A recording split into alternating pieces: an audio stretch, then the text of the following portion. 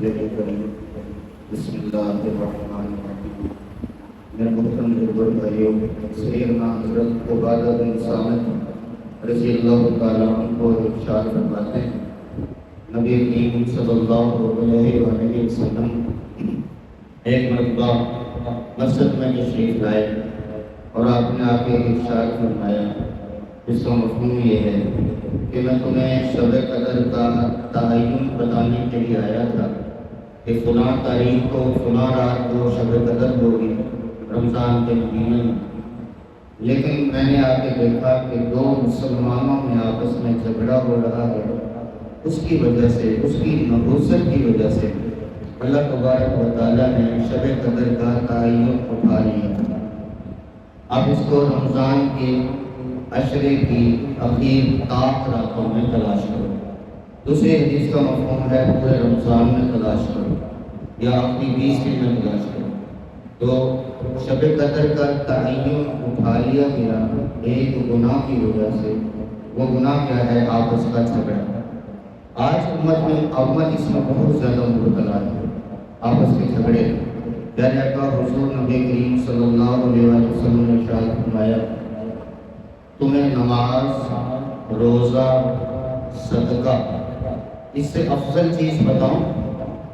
نماز، روزہ، صدقہ، اس سے افضل چیز بتاؤں؟ عرض کیا یا رسول اللہ صلی اللہ علیہ وسلم، ارشاد فرمائیں، آپ نے فرمایا آپس کے اندر پیار، آپس کے اندر سلوک نماز، روزہ، صدقہ سے افضل ہے۔ فرمایا آپس کا جو بگاڑ ہے، آپس کا جو جھگڑا ہے، وہ دین کو اس طرح ٹوٹ دیتا ہے جس طرح سے استرے سے بال صاف ہو جاتا ہے۔ استرے سے بال ایک بھی نہیں رہتا، سر پہ اس طرح چلایا جائے صحیح طریقے سے۔ تو فرمایا جب تم آپس میں لڑو گے، جھگڑو گے، تو تمہارا سارا دین صاف ہو جائے گا۔ وہ جہاد کرنے والا ہو، تبلیغ کرنے والا ہو، نماز پڑھنے والا ہو، روزے صدقے کرنے والا ہو، لیکن اگر آپس میں لڑے ہوئے ہیں تو اللہ تبارک و تعالیٰ کے حبیب صلی اللہ علیہ وسلم نے ارشاد فرمایا تمہارا دین پھر صاف ہے جس طرح استرے سے بال صاف۔ پھر نبی پاک صلی اللہ علیہ وسلم نے ارشاد فرمایا، اس کا مفہوم یہ ہے، شب برات ہو، شب قدر ہو، یا عربی میں لیلۃ البرات ہو، لیلۃ القدر ہو، لیلۃ الجائزہ ہو۔ لیلۃ البرات، یہ شب برات کس کو کہتے ہیں؟ 15 شعبان 14-15 کے درمیانی شب کو، اس وقت بھی امت کے گناہ معاف کیے جاتے ہیں۔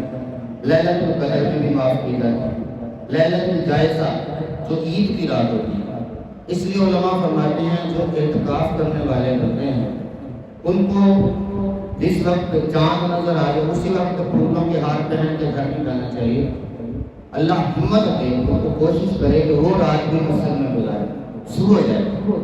وہ جو لیلۃ الجائزہ ہے، پورے رمضان کا جو بدلہ ملنا ہے اس رات ملنا ہے۔ اب اللہ انعام دے رہا ہے، بندہ کرتا ہے کہ پھولوں کا، اور پھر وہی اللہ معاف کرے خرافات میں، بدمعشی میں، اللہ جس کو بچائے اور اس میں مبتلا ہو جائے۔ کوشش کرنی چاہیے صبح بندہ جائے، لیلۃ الجائزہ ہو، لیلۃ القدر ہو، لیلۃ البرات ہو، کوئی بھی ایک رات ہو جس میں اللہ تبارک و تعالیٰ اپنی امت پر رحمت فرماتا ہے اور بے شمار جہنمیوں کو جہنم سے نکال کر جنت میں داخل کرتا ہے۔ لیکن اللہ تبارک و تعالیٰ فرماتے ہیں دو پرتوں کو نہیں، ان کو معلق رکھو، ان کو لٹکا کے رکھو، جب تک آپس میں صلح نہ کر لیں ان کا معاملہ اسی طرح رکھو، ان کو نہیں بخشنا، ان کی بخشش کوئی نہیں جب تک آپس کی یہ صلح نہ کرنا۔ جب تک لڑے ہوئے ہیں، صلح نہیں کریں گے، اس وقت تک ان کو نہیں بخشنا۔ تو آپس کا بگاڑ، آپس کا جھگڑا اتنی بری چیز ہے، اور آپ اپنے معاشرے کے اندر تھوڑا سا غور فرمائیں، گلی سے لے کر اسمبلی تک، گلی سے لے کر اسمبلی تک۔ وہ جب الیکشن ہو رہے ہیں، میں نے چند ایک کے لیے خبریں دیکھی کہ اللہ نے بچایا ہوا ہے، پہلے بھی بچایا ہوا ہے۔ تو آپ نے دیکھا ہوگا جو سوشل میڈیا خبریں دیکھتے ہیں جن کو ہم نمائندہ بنا کر بھیجتے ہیں، یقین مانیں اتنے مہذب لوگ، اتنے پڑھے لکھے لوگ، بیرسٹر آخری ڈگری ہوگی، قانوندان آخری ڈگری ہوگی، اور اعلیٰ قسم کے تعلیم یافتہ، ایم اے پاس، بی اے پاس، ایسے لڑ رہے تھے جیسے گلی کے بچے بھی لڑ رہے تھے۔ کتنی غلیظ گالیاں ہیں اس کو۔ تو جب اتنے بڑے عہدے پہ پہنچ کر بھی مسلمان آپس میں بگاڑ کے اندر ہو تو پھر امت پر رحمت کہاں سے آئے؟ اللہ فرماتے ہیں کا معاملہ روک کے رکھو. آپ پوری دنیا کی تاریخ اٹھا کر دیکھیں, پوری اسلامی تاریخ اٹھا کر دیکھیں, زنا کی وجہ سے, شراب کی وجہ سے, بدعمالی کی وجہ سے دشمن مسلط نہیں ہوا. جب بھی دشمن مسلط ہوا ہے مسلمانوں پر آپس کے اندر بگاڑ کی وجہ سے. پیارے آقا حضور نبی کریم صلی اللہ علیہ وسلم کی ارشاد ہے, اس کا مفہوم یہ ہے, اس وقت تمہاری کیا حالت ہوگی جب یہود و نصارا تمہیں اس طرح ذبح کر کے کھائیں گے, اس طرح تمہاری بوٹیاں بوٹیاں کریں گے جیسے دسترخوان پر کھانا چنا جاتا ہے. عرض کیا رسول اللہ ہماری تعداد کم ہوگی؟ فرمایا نہیں, تعداد میں تم سمندر کی جھاگ کے برابر ہوگا, تمہاری تعداد بہت زیادہ ہوگی, لیکن آپس کے اندر تمہاری نفرتیں, قدورتیں, بگاڑ, جھگڑے اتنے ہوں گے کہ ایک دوسرے کی ٹانگ کھینچ رہے ہوں گے, اور یہود و نصارا یا تم پر وہن چھا جائے گا. دین سے دوری اور دنیا سے محبت, اس کی وجہ سے اللہ تبارک و تعالیٰ تم پر دشمن کو مسلط کر دے گا. آپ کے سامنے ہے کتنے اسلامی ملک ہیں, ایک چھوٹا سا ملک قابو نہیں آ رہا, بیٹھ کے تبصرے سارے کرتے ہیں میری طرف, ممبر پر بیان سارے کرتے ہیں میری طرف, چندے بھی بھیج رہے ہیں اور ہیل بھی بھیج رہے ہیں, لیکن وہ چھوٹا سا ملک قابو کیوں نہیں آ رہا؟ اتنے ملکوں سے, اتنے اسلامی ملکوں سے قابو کیوں نہیں آ رہا؟ ایک ہوتا تھا اور پوری دنیا, پورے کفر کی دنیا کو لرزا کے رکھ دیتا تھا, کب کپا کے رکھ دیتا تھا. آج کیوں نہیں وہ قابو آ رہا؟ وجہ یہی ہے آپس کے اندر ہمارا بگاڑ ہے. مذہبی حلقوں میں بھی, سیاسی حلقوں میں بھی, اور پھر برادری سب کے نعرے, نعوذ باللہ من ذالک, دوسری برادری میں رشتہ کرنے کو ہمارے راجپوت تو کفر سمجھتے ہیں, دوسری برادری میں رشتہ کر لیا. اب ساری زندگی کے لیے دوسرے خاندان کو اگر لہٰذا اس سے رشتہ نہیں کرنا. تو کتنا بڑا بگاڑ ہے برادریزم پر, زبان پر, لسانی رضادات پر اور جھگڑوں پر. ان جھگڑوں کی وجہ سے اللہ تبارک و تعالیٰ کی رحمت نازل نہیں ہوئی. تو قاطع رحم جو ہے, جو رشتہ داروں سے تعلق توڑنے والا ہے, پڑوسیوں سے تعلق توڑنے والا ہے, آپس میں دوستوں سے جھگڑا کرنے والا ہے, آپس میں جو ایک دوسرے کے ساتھ بولتے نہیں ہیں, اس کے گناہ کی نحوست بھی زیادتی زیادہ ہے. اللہ کے حبیب صلی اللہ علیہ وسلم نے فرمایا, سارے اکٹھے ہو گئے, ہم نے دعا مانگی. اب دیکھو دعا مانگنے والی کون سی ہستی ہے جو سیدنا ابو ہریرہ رضی اللہ تعالیٰ عنہ کی ماں کے لیے دعا کریں تو ابو ہریرہ دوڑ لگا دیتے ہیں. میں دیکھنا چاہتا ہوں, میں پہلے پہنچتا ہوں, میرے حبیب کی دعا پہلے پہنچتی ہے, جو کعبے کا لڑ پکڑ کر, کعبے کا در پکڑ کر, کعبے کا غلاف پکڑ کر عمر ابن خطاب کو مانگتے ہیں تو قدموں میں آ جاتے ہیں, جو بادل کے لیے ہاتھ اٹھاتے ہیں تو اللہ بادل برسا دیتے ہیں. پیارے آقا کے ہاتھ کتنی قیمتی ہیں. وَمَا يَنطِقُ عَنِ الْهَوَىٰ إِنْ هُوَ إِلَّا وَحْيٌ يُوحَىٰ. میرے حبیب کو اپنے کافوری ہونٹوں کو حرکت تو دے, میں فوری قبول کروں گا. اب وہ ہستی بعد از خدا بزرگ کوئی قصہ مختصر جس کا اللہ کے بعد سب سے بڑا رتبہ ہے, وہ دعا مانگنے والا, اور صحابہ رضی اللہ عنہم اجمعین جن کے بارے میں اللہ تبارک و تعالیٰ نے فرمایا میں ان سے راضی ہو گیا, میں نے ان کو پسند کر لیا, میں نے ان کے دلوں کو دیکھ لیا, میں نے ان کے دلوں میں اپنی محبت کے سوا کچھ بھی نہیں پایا. حضور دعا کرنے والے, صحابہ آمین کہنے والے, دعا میں قبولیت کا کوئی شک ہے, لیکن اللہ کے حبیب نے کیا ارشاد فرمایا, جو ہمارے اندر قاطع رحم بیٹھا ہے, آپس میں بولتا نہیں کسی سے, رشتہ داروں سے کسی نے تعلق توڑا ہوا ہے اور کسی کے ساتھ بائیکاٹ کیا ہوا ہے, وہ ہماری مجلس سے اٹھ جائے, اس ایک بندے کے گناہ کی نحوست اتنی زیادہ ہے, نبی کی دعا بھی رک جائے گی. نبی دعا میں امام الانبیاء دعا مانگنے والے, صحابہ آمین کہنے والے, فرمایا اگر میں بھی دعا کروں گا صحابہ آمین بھی کہیں گے, لیکن جو قاطع رحم ہے, آپس میں رشتہ داروں کے ساتھ بولتا نہیں ہے, لڑتا جھگڑتا ہے, اٹھ جائے, اس کی نحوست اتنی ہے, اس کی وجہ سے ہماری دعا بھی قبول نہیں ہوگی. ایک صحابی اٹھے, اٹھ کر تھوڑی دیر کے بعد واپس آئے. آپ نے فرمایا کہاں گئے تھے؟ عرض کیا ہے رسول اللہ میری خالہ ماسی ناراض تھی, اس کو منانے کے لیے گیا, اس کو منا کے آیا واپس تاکہ ہم سب کی دعا قبول ہو جائے. تو نبی پاک صلی اللہ علیہ وسلم نے فرمایا جو قاطع رحم ہے, رشتہ داروں سے تعلق توڑنے والا ہے, رشتہ داروں میں سب سے بڑا رشتہ ماں باپ کا رشتہ ہے. اللہ معاف کرے, میں نے ایسے بچے بھی دیکھے ماں باپ سے بھی بولتے. میرے محلے میں میرے سامنے بازار میں کہ جو اپنے ماں باپ سے نہیں بولتے، چند چند چند ٹکڑے زمین کی بات ہے، چند تخم کی بات ہے، اس بھائی کو دے دیا مجھے نہیں دیا، تو حسن سلوک کر لیتا، تو ماں باپ سے محبت کرے گا، تجھے بھی دے نہیں دیا تو میں نے پچھلے زمین میں عرض کیا تھا نہیں دیا تو ماں باپ کو ہے ان کو تو بھی نہیں کہنا، بھائی سے نہیں بولتے۔ صلہ قطع رحمی کا متضاد ہے صلہ رحمی۔ صلہ رحمی کس کو کہتے ہیں؟ رحم کے رشتوں کو جوڑنا۔ رحم اس جگہ کو کہتے ہیں، ماں کے اس پیٹ کو کہتے ہیں جہاں بچہ پرورش پاتا ہے، اس کو رحم کہتے ہیں۔ میرا اور میرے بھائی کا، میرا اور میری بہن کا رحم ایک ہے، میں نے بھی اسی رحم میں پرورش پائی ہے، میری بہن نے بھی اسی رحم میں پرورش پائی ہے، میرے بھائی نے بھی اسی رحم میں پرورش پائی ہے۔ میرا میرے باپ کا، میرے چچا کا اور میری پھوپھی کا رحم ایک ہے۔ میری دادی کے رحم میں میری پھوپھی نے پرورش پائی ہے، میری دادی کے رحم میں میرے باپ نے پرورش پائی ہے، میری دادی کے رحم میں میرے چچا نے پرورش پائی ہے۔ میرا اور میری ماں کا اور میری خالہ کا اور میرے ماموں کا رحم ایک ہے۔ میری نانی کے رحم میں میرے ماموں نے پرورش پائی ہے، میرے نانی کے رحم میں میری خالہ نے پرورش پائی ہے، میری نانی کے رحم میں میری ماں نے پرورش پائی ہے۔ ان رشتوں کو جوڑنا، سب سے بڑا رشتہ ماں باپ کا، اس کے بعد رشتہ آتا ہے بھائی کا۔ اللہ تبارک و تعالیٰ قرآن مجید میں ارشاد فرماتے ہیں جب بندے کی نیکیاں کم پڑ جائیں گی، اللہ فرمائیں گے جب کسی سے لے کر آؤ تو سب سے پہلے اللہ تبارک و تعالیٰ جس رشتے کا نام لیتے ہیں ہم حیران ہوتے ہیں۔ علماء سے بھی سنا، میں بھی پڑھ کے حیران ہوتا تھا، کل ہی میں نے ایک عالم سے سنا، سن کے دل کو تسلی ہوئی کہ واقعی بات یہی تھی۔ اللہ تبارک و تعالیٰ نے پہلے ماں باپ کا نام نہیں لیا، دوست کا نام نہیں لیا، بیوی کا نام نہیں لیا۔ اللہ تبارک و تعالیٰ فرماتے ہیں یوم یفر المرء من اخیہ وامہ وابیہ وصاحبتہ وبنیہ، جس دن بندہ اپنے بھائی سے بھائی بھاگے گا۔ حشر کا میدان وہ ہوگا جب بھائی بھائی سے بھاگے گا، وہ تو حشر کے میدان میں بھاگنا تھا، ہم یہاں بھاگ رہے ہیں، ہم یہاں بھاگ رہے ہیں۔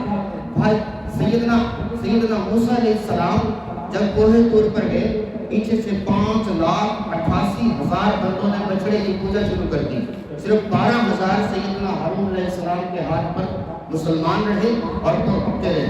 سیدنا ہارون علیہ السلام ان کو سنبھالتے رہے، 5,88,000 سامنے نے بدل کے رکھ دیے، بچڑے کی پوجا پہ لگا دی۔ سیدنا موسیٰ علیہ السلام 40 دن کے بعد واپس آئے، آकर دیکھا قوم ساری بچڑے کی پوجا کر رہی ہے۔ آتے ہی قوم کو کچھ نہیں کہا، بھائی کی داڑھی اور سر پکڑ دیا، سر کے بال اور داڑھی پکڑ کے کہا میں تمہیں اس لیے چھوڑ کے دیا تھا، تم نے یہ کیا کیا ہے؟ آگے سے ہارون علیہ السلام کو قربان جائیں۔ ہارون علیہ السلام نے یہ نہیں فرمایا بڑے بھائی مجھے چھوڑ دے، وہ بھائی مجھے چھوڑ دے، وہ میرے باپ جائے مجھے چھوڑ دے۔ کیسا پیارا جملہ بولا، یا ابن عمہ، وہ میری ماں جائے، وہ میری ماں جائے، میں نے بھی اسی رحم میں پرورش پائی ہے موسیٰ، تو نے بھی اسی ماں کے رحم میں پرورش پائی ہے موسیٰ، مجھے چھوڑ دے۔ میں سمجھاتا رہا، یہ نہیں مانے۔ تو بھائی کے رشتوں کو جوڑنا کتنی دفعہ سنایا، بار بار تذکرہ ایمان والوں کو نفع دیتا ہے۔ حجاج کے دور میں ایک عورت آئی، اس کے 3 بندے قید ہو گئے۔ حجاج کی عادت بھی چھوڑتا نہیں تھا کسی کو، ایک اس کا شوہر تھا، ایک اس کا بیٹا تھا، ایک اس کا بھائی تھا، تینوں قید ہو گئے۔ عام طور پر عورتوں کی جب شادی ہو جاتی ہے ساری توجہات کا مرکز شوہر بن جایا کرتا ہے، باپ بھائی پیچھے چلا جاتا ہے، پھر جب بیٹا ہو جاتا ہے شوہر بھی پیچھے چلے جاتا ہے، توجہ بیٹے کی طرف ہو جاتی ہے۔ اب تینوں رشتے سامنے کھڑے ہیں، کس نے کتنا واویلا کیا۔ حجاج کو تھوڑا سا ترس آیا، کہنے لگی میرے سرپرستی کا لگا کوئی نہیں ہے، مجھے میرے بندے چھوڑ دے۔ کہنے لگا ایک تینوں میں سے ایک چھڑا لے۔ اب سارے جو درباری کھڑے تھے اور حجاج دیکھ رہا تھا اور سب کے ذہن میں یہی تھا کہ بیٹا بیٹے کو کہے کہ بیٹا چھوڑ دے، توجہات کا مرکز بیٹا بن جایا کرتا ہے، بیٹے کو چھوڑ دے، پھر بیٹے کو نہیں کہے گی تو شوہر کو کہے گی۔ بھائی تو سر جھکا کے کھڑا تھا، بہن کہیں اور گھر میں کھڑی رہتی ہے، میں کسی اور گھر میں رہتا ہوں اور میرا تعلق کافی دیر سے اس کے ساتھ ٹوٹا ہوا ہے، پتہ نہیں میرا کون کرائے گا کہ نہیں کرے گا۔ عورت نے اپنے ہونٹ کے ساتھ، اپنے دانتوں کے ساتھ ہونٹ دبائے اور سوچ کے کہنے لگی حجاج بہتر تو تھا تینوں چھوڑ دیتا، لیکن اگر نہیں چھوڑنے دو کو پھانسی لگا دے، میرا بھائی مجھے دے دے، میرا بھائی مجھے دے۔ اور شوہر کا انتخاب کیوں نہیں کیا، بیٹے کا انتخاب کیوں نہیں کیا؟ حجاج بات یہ ہے بات یہ ہے شوہر کو قتل کر دو گے اور شادی کر لوں گی، شادی اور کر لوں گی، اللہ بیٹا بھی دے دے گا۔ جس سانچے میں بھائی ڈھلا تھا، جس رحم نام کے رحم میں بھائی ڈھلا تھا، جس فیکٹری سے بھائی تیار ہوا تھا، وہ فیکٹری دنیا سے چلی گئی، ماں باپ دنیا سے چلے گئے، لہٰذا میں اپنا بھائی چاہتی ہوں۔ حجاج کہنے لگا تیرے حسن انتخاب پر تینوں کو چھوڑتا ہوں، تیرے حسن انتخاب پر تم نے انتخاب پر اعلیٰ کیا ہے، تینوں کو چھوڑتا ہوں۔ امام غزالی رحمۃ اللہ علیہ فرماتے ہیں دوست ہیرے کی طرح ہوتا ہے، بھائی سونے کی طرح ہوتا ہے۔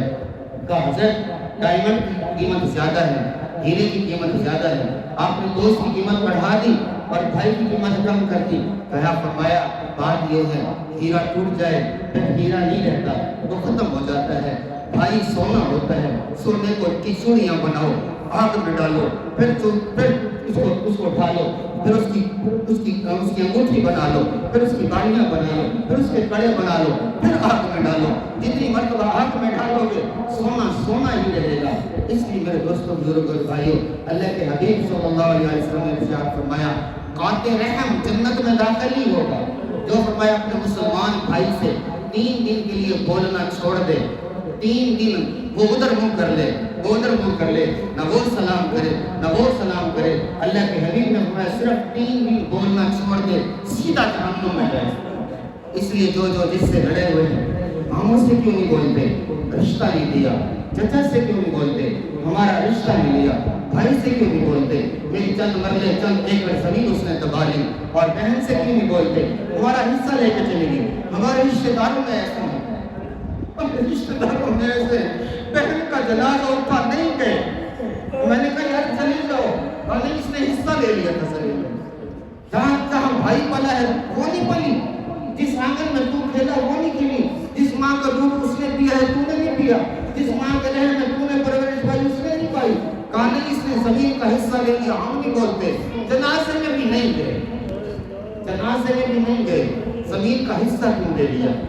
بہن بھائیوں کے رشتے آپ تجربہ کر کے دیکھیں، ماں کے بعد سب سے پیارا رشتہ بہن ہوتا ہے، لیکن ہمیں مہینوں گزر جاتے ہیں۔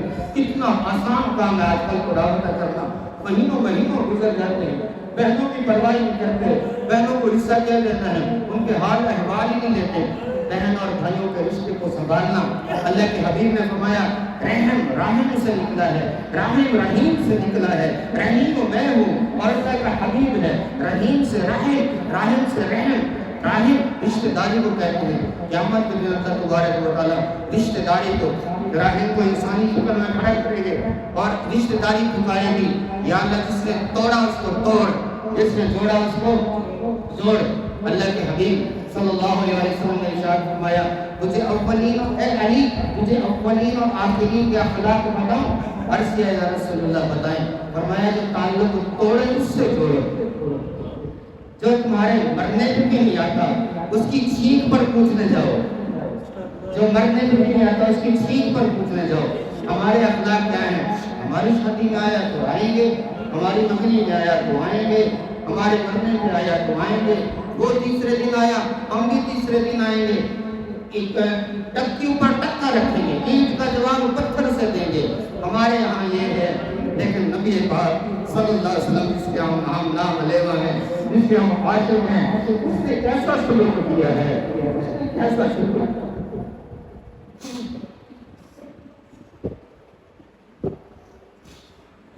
میرے رشتہ دار میرے ساتھ کوئی نہیں کرتے، ہم گشت کرنے کے لیے جاتے ہیں، کون سا جی اتنا لوگ استقبال کرتے ہیں پورے گاؤں میں، اور یہ اللہ کا حبیب امام کائنات، وجہ کائنات، روح کائنات، جان کائنات، خطیب کائنات، بعد از خدا بزرگ کچھ مختصر، جس کی زلفوں سے لے کر قدموں کے ناخن تک اللہ قسمیں کھائے، جس کی قرآن کی، جس کے سینے کی قسمیں، جس کے دانتوں کی قسمیں، جس کے چہرے کی قسمیں، جس کے زلفوں کی قسمیں، جس کی کمبل کی قسمیں، جس کی چادر کی قسمیں، اس کی فرمایا اللہ اقسم بہذا البلد وانت حل بہذا البلد۔ حضرت فاروق رحمۃ اللہ علیہ فرمایا کرتے تھے میرے اللہ میرے شہر کی قسم کیوں کھا رہا ہے؟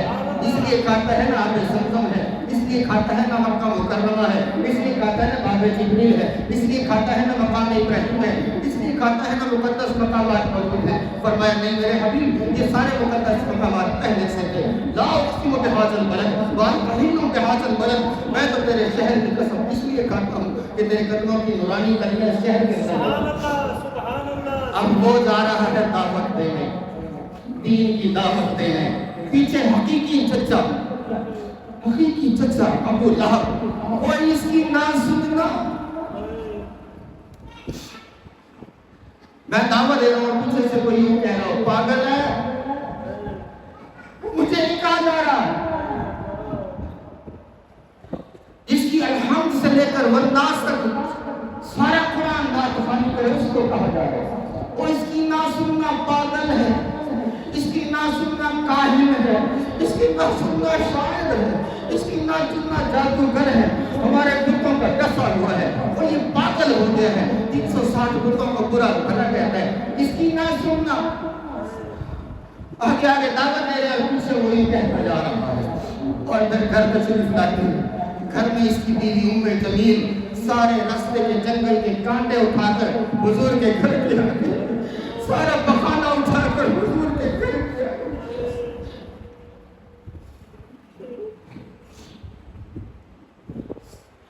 ہمارے ساتھ یہ کرتے ہیں رشتہ دار, اس طرح کرتے ہیں ہمارے ساتھ رشتہ دار. کون سی ایسی گالی تھی جو انہوں نے نہیں دی, کون سی ایسی تکلیف تھی جو انہوں نے نہیں دی. پیارے آقا پر ڈالی, پوری اونٹ کی اوجڑی اٹھا کر سجدے میں, پوری اونٹ کی اوجڑی آپ سے اٹھا نہیں جا سکتے. اونٹ کی اوجڑی کتنی زیادہ ہوتی ہے, ہم گائے جب بھینس ذبح کرتے ہیں کہ 2-3 بندے مل کے اٹھا, اونٹ کی اوجڑی کتنی ہوتی. حضور سجدے میں اور انہوں نے ڈال دی. صحابہ نے آتے ہیں, زینب رضی اللہ تعالیٰ نے چہرہ دھویا, عرض کیا رسول اللہ تو بد دعا کرتے ہیں. فرمایا نہیں میری بیٹی غم نہ کر, تیرے باپ کا لایا ہوا دین برکت سے پکے گھر میں ہر 1900 کی خیمے میں پہنچ کر رہے ہیں. اب ان کے ساتھ کیا کرنا تھا. میں نے عرض کیا ہر روحانی تکلیف پہنچائی, ہر جسمانی تکلیف پہنچائی. اب جب مکہ فتح ہوا, حق بنتا تھا ان کو ایک ایک مطلب ایک ایک اٹھا کے چھوٹے چھوٹے قتل کرواتے. نعوذ باللہ من ذالک, آپ پہ طاقت کی کمی تھی, آپ کو اشارہ کرتے اللہ 30 کے رکھ دیتا.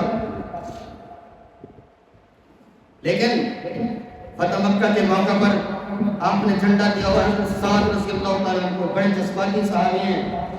اس ہاتھ میں تلوار ہے, اس میں اور ایک ہاتھ میں جھنڈا ہے.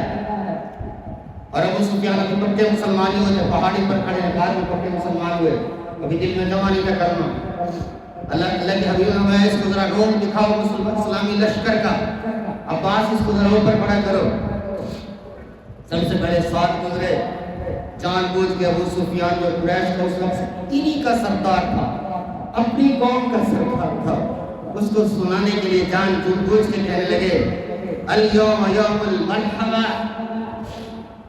آج گوشت کاٹیں گے, ٹکا بوٹی کا دن ہے, بلال کے بدلے لیں گے. جو تم کی ریت پہ لٹا لیتے, سینے پہ ٹکان رکھتے تھے, ٹھنڈے باندھتے تھے, خباب کو کوئلوں پہ لٹاتے تھے, خباب کو تم نے سولی چڑھا دیا, سندیرہ کی تم نے آنکھیں نکال دی, ابو فقیہ کی تم نے پسلیاں توڑ دی. آج ایک ایک کا چن چن کے بدلہ لیں گے. ابو سفیان نے ابو عباس کو بھیجا, یہ کیا کہہ رہا ہے, ٹھنڈے والا کیا کہہ رہا ہے, آج تو قریش نہیں بچیں گے, حضور کی برادری آج کوئی نہیں بچے گا. ابو سفیان لے کر آئے پاس میں, یا رسول اللہ آج یوم الملحمہ ہے, ٹکا بوٹی کرنے کا دن ہے, ٹکڑے ٹکڑے کرنے کا دن ہے, بدلہ لینے کا دن ہے. فرمایا نہیں, الیوم یوم المرحمہ, آج تو رحمت کا دن ہے, میں سب پہ رحم کروں گا. فرمایا جھنڈے والا تو تمہارا یہ کہہ رہا ہے. سیدنا ابو بکر صدیق رضی اللہ تعالیٰ عنہ یا رسول اللہ, ساتھ جذباتی آدمی ہیں, کوئی کاروائی نہ کرتے, جھنڈا لے لیں. فرمایا اس کو میں نے عزت دی ہے, بے عزتی محسوس کرے گا. آپ نے ایک چیز تدبیر چلائی, فرمایا اس کے بیٹے کو بھیجتے ہیں. تاکہ گھر میں جھنڈا رہے. سعد رضی اللہ عنہ بیٹے کو بھیجا, ابا حضور کہہ رہے ہیں جھنڈا دے دیں, نہیں دیتا, کوئی نشانی لے کر آؤ. پھر یہ واپس آئے بیٹے. نبی پاک صلی اللہ علیہ وسلم نے اپنی دستار مبارک اتاری, فرمایا سعد سے کہو یہ میری نشانی ہے, یہ میری نشانی ہے. نبی پاک صلی اللہ علیہ وسلم کی دستار کو چھوڑا, آنکھوں پہ رکھا, پیچھے واپس آئے, بیٹے کے ہاتھ میں جھنڈا دیا. اب نبی پاک صلی اللہ علیہ وسلم مکہ فتح کیا, بتوں سے سارا خانہ کعبہ صاف کیا, سکون سے 2 نفل پڑے. اس کے بعد سیدنا علی کرم اللہ وجہہ کو بھیجا ایک جگہ پر. عثمان بن طلحہ بعد مسلمان ہو گئے رضی اللہ تعالیٰ عنہ. جب آپ ہجرت کے لیے جا رہے تھے تو آپ نے مکہ کی طرف دیکھ کر فرمایا تھا, مکہ تو مجھے بڑا پیارا ہے, تیری خوشبو بڑی عمدہ ہے, تو بہت اعلیٰ ہے, لیکن کیا کروں میری قوم مجھے رہنے نہیں دیتی, تجھے چھوڑنے کو نہیں چاہتا. تو یہ عثمان مکہ کا چابی بردار تھا, اندر خانہ کعبہ کو کھولا کرتا تھا. کہا یا عثمان میں مدینے جا رہا ہوں, جاتے جاتے 2 رکعت تو پڑھنے دو.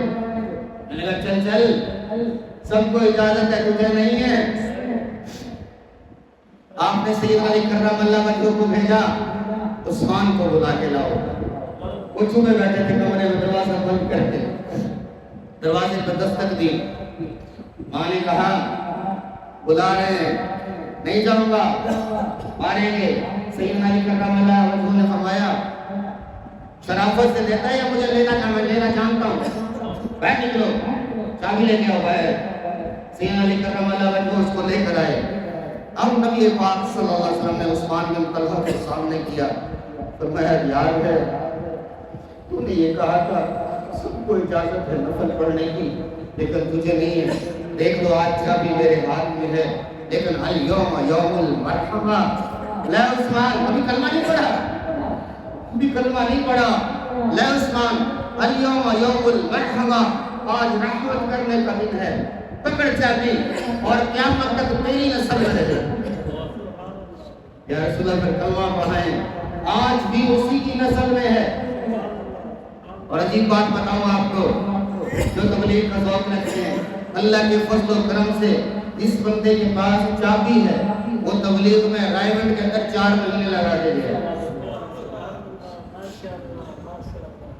اس کے بعد آپ نے خانہ کعبے کے دروازے پہ یوں ہاتھ رکھے, سامنے قوم کھڑی ہے, راستے میں کانٹے بچھانے والی, گندگی پھینکنے والی, سجدے پہ اوجھلی ڈالنے والی, گالیاں دینے والی, صحابہ پر طرح طرح ظلم کرنے والی.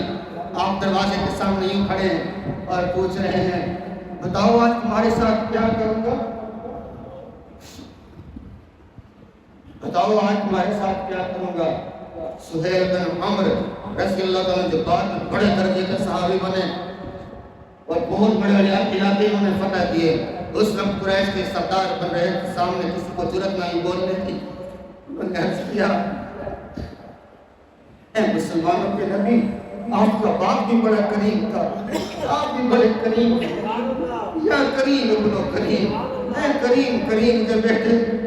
کریم اس کو کہتے ہیں جو قابو پا کے چھوڑ, کریم اس کو کہتے ہیں جو قابو پا کے چھوڑ دے. ہم آپ سے حسن سلوک کی توقع رکھتے ہیں. فرمایا جاؤ, میں آج وہی کہوں گا جو میرے بھائی یوسف نے اپنے بھائیوں سے کہا تھا, لا تثریب علیکم اليوم, آج کے دن تم پر کوئی ملامت نہیں, سارے معاف. ہمارے رشتہ نہیں کرتے ہمارے ساتھ.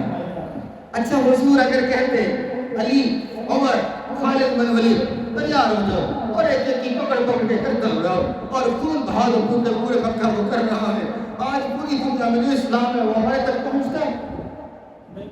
اگر حضور پاک صلی اللہ علیہ وسلم کے حسن سلوک نہ کرتے, ہمارے رشتہ دار ہمیں گالیاں دیتے ہیں, کیچڑ بچاتے ہیں, کانٹے بچاتے ہیں, سجدے کی حالت میں اوچھلیاں ڈالتے ہیں, بیٹیوں کو طلاق دیتے ہیں, گریبان پھاڑتے ہیں, چہرے پہ مٹی ڈالتے ہیں. یہ تو نہیں کرتے. تھوڑی سی بات, رشتہ نہیں دیا, رشتہ نہیں لیا, پانی پہلے لگا لیا, اس نے بننا آگے کر لیا, اس نے میرے فصل کے اندر جانور ڈال دیا اور اس نے مجھے یہ کہہ دیا. یہ ہماری لڑائی ہے. اللہ کے حبیب نے فرمایا لیلۃ القدر میں, لیلۃ الجائزہ میں, لیلۃ البراۃ میں جس میں اللہ تبارک و تعالیٰ جہنمیوں کو آزادی دیتے ہیں، اس بندے کو کوئی آزادی نہیں ہے جو آپس میں لڑا ہوا ہو۔ اس لیے آپس میں صلح کرنا یہ رمضان کا ماخذ ہے، رمضان کا مغز ہے۔ جو بندے آپس میں لڑے ہوئے ہیں وہ آج یہاں سے تحیہ کر کے اٹھیں، ماموں سے نہیں بولتے، چچا سے نہیں بولتے، باپ سے نہیں بولتے، بھائی سے نہیں بولتے، بہن سے نہیں بولتے، رشتہ دار سے، پڑوسی سے نہیں بولتے، یہاں سے اٹھ کے صلح کریں۔ اللہ کے حبیب صلی اللہ علیہ وسلم نے 3 باتوں پر قسم کھائی، 3 باتوں پر قسم کھائی ہے۔ مجھے یہ بتاؤ، میں چھوٹی سی میری کیا اوقات ہے، میں کس کھیت کی بولی ہوں، میں ممبر پر بیٹھ کر قسم کھاؤں؟ انشاءاللہ مجھے امید ہے آپ سارے کہیں گے یار کیا قسم کہہ رہا ہے۔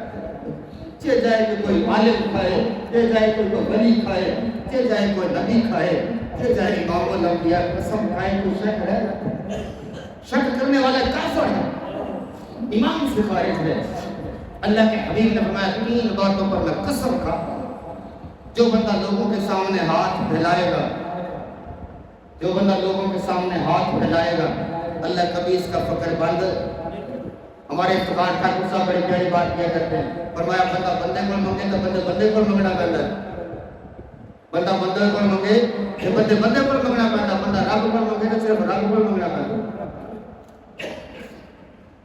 جو لوگوں کے سامنے ہاتھ پھیلائے گا، میں اللہ کے نبی قسم کھاتا ہوں کبھی اللہ اس کا فقر بند نہیں کرے۔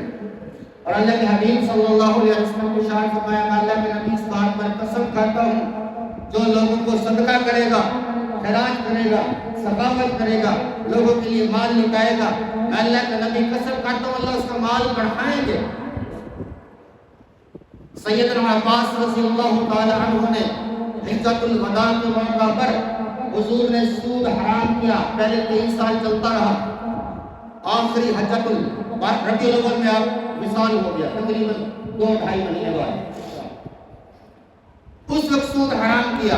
اور عباس رضی اللہ تعالیٰ عنہ پورا بینک تھے، ہمارا جو اسٹیٹ بینک ہے پاکستان وہ بینک تھے، پورا عرب ان کا مقروض تھا، سود جائز تھا نہیں۔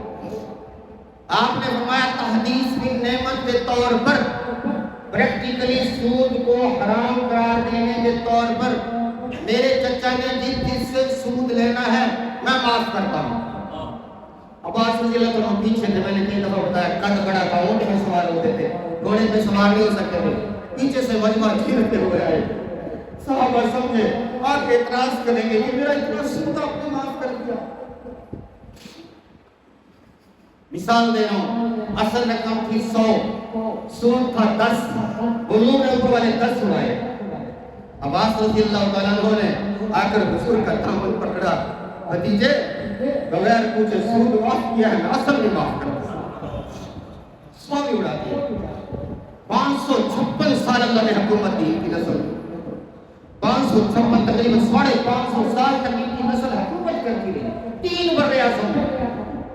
اس اصل رقم معاف کرنے پر جو اللہ کے راستے میں مال اڑائے دے گا، اللہ اس کے مال کو بڑھائیں گے، میں اللہ کا حبیب قسم کھاتا ہوں۔ اور تیسری بات جو میرا آج کے موضوع کا عامل ہوتا ہے، اللہ کے حبیب نے فرمایا جو لوگوں کے سامنے نیچا بن کے صلح کرنے کی خاطر ہاتھ بڑھائے گا اور یوں سمجھے گا تو صحیح کہ میری بے عزتی ہو رہی ہے، اسی نے میرا حق مارا اور پھر میں نیچا بن رہا ہوں، میں پھر سلام کر رہا ہوں، میں پھر جھک رہا ہوں، جو دین کی خاطر، اسلام کی خاطر بھائی سے جھکے گا، بھائی کے سامنے جھکے گا، میں اللہ کا نبی قسم کھاتا ہوں اللہ اس کی عزت کو بڑھائیں گے اور بڑی ہے۔ یہ موضوع انشاءاللہ عید کے دن بھی چلے گا۔ اللہ سے دعا ہے اللہ تبارک و تعالی ہمیں ہر مسلمان کے ساتھ، ہر رشتہ دار کے ساتھ صلہ رحمی کرنے کی توفیق دے۔ عید کی نماز